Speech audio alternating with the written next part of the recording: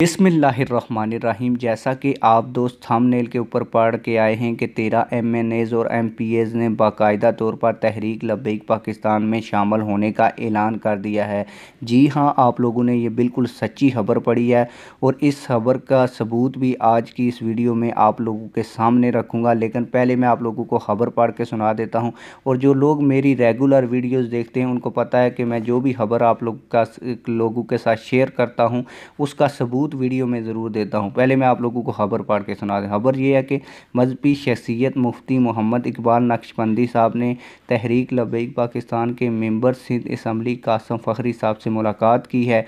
MPa मुफ्ती कासिम फ़खरी साहब ने मुफ्ती इकबाल नक्शबंदी की कौमी मिली खिदमात को सराहा है और इस इजलास में मुल्क की अहम सूरत हाल पर तबादला ख्याल भी किया है। मुफ्ती इकबाल नक्शबंदी साहब ने कहा कि 13 एमएनएज़ एमपीएज़ राब्ते में हैं और जल्द टीएलपी में शामिल होंगे। इसके अलावा उन्होंने कहा कि वो टीएलपी में बाकायदा तौर पर शमूलियत का ऐलान हाफिज़ साद हुसैन रिजवी साहब की मौजूदगी में करेंगे।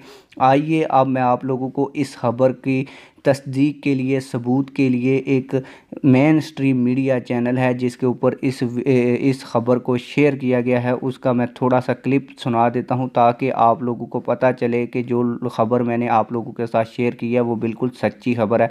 आइए मैं आप लोगों को कैपिटल टीवी का वो पार्ट दिखा देता हूं जिसमें इस खबर को उन्होंने शेयर किया है। पाकिस्तान की मुमताज़ रूहानी और मजहबी शख्सियत तहरीक लब्बैक पाकिस्तान में शामिल मुफ्ती मोहम्मद इकबाल नक्शबंदी की रुकन सिंध असम्बली मुफ्ती कासिम फ़खरी से मुलाकात हुई।